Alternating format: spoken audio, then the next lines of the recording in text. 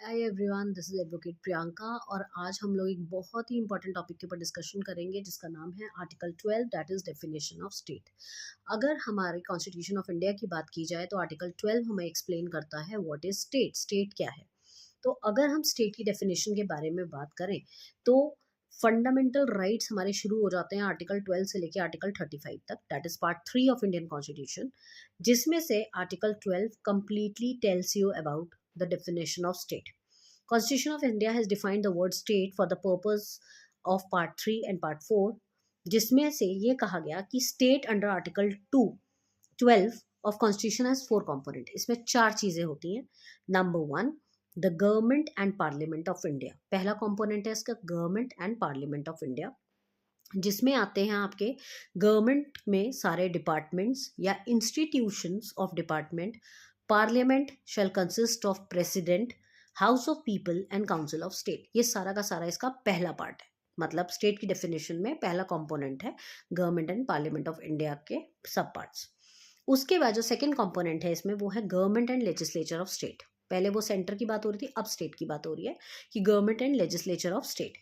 हर एक स्टेट के लेजिस्लेचर में, गवर्नमेंट में, state legislature of state consist of governor, legislative council, legislature assembly, any of them. ये सारे के सारे आपके स्टेट का पार्ट ही होते हैं। उसके बाद third is local authority with in the territory of India. जो भी लोकल अथॉरिटीज हैं इंडियन टेरिटरी के अंडर, वो सारे के सारे इसी का पार्ट बन के आते हैं। देन इसमें अथॉरिटी क्या है?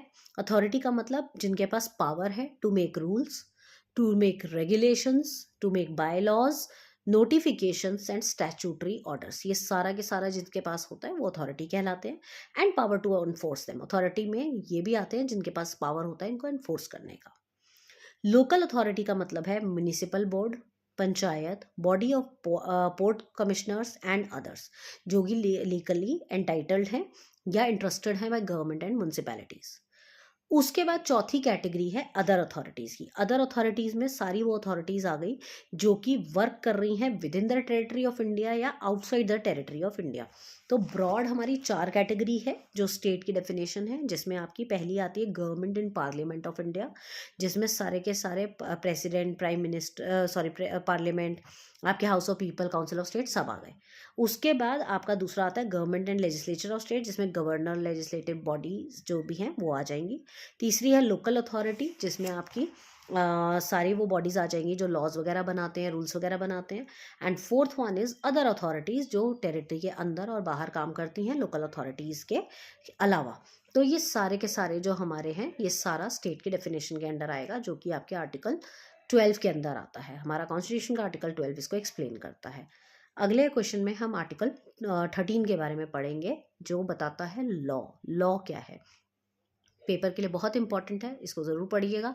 फंडामेंटल राइट्स का क्वेश्चन आ जाए तो उसमें भी आपको इसके बारे में ज़रूर बताना है।